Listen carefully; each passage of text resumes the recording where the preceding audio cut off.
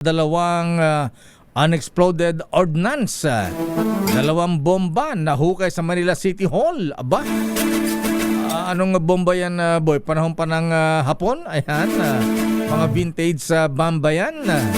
Aris number 29, Boy Laya Gonzales, please come in. Boy Laya.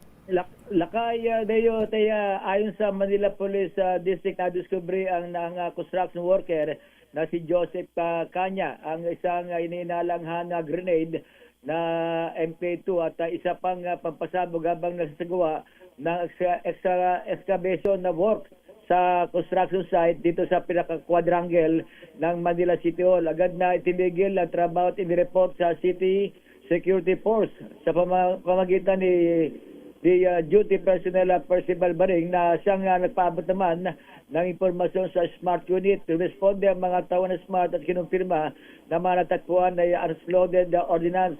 Kagad na isinalalim sa seguridad ang lugar at nilagyan ng perimeter upang maiwasan ang anuman insidente. Humingi rin ng tulong ang mga otoridad sa NPD Explosive Ordnance Disposal Unit para sa ligtas na paghawak at disposisyon ng mga pampasabog. Bandang alas 2:42 na magresponde ang AOD personnel.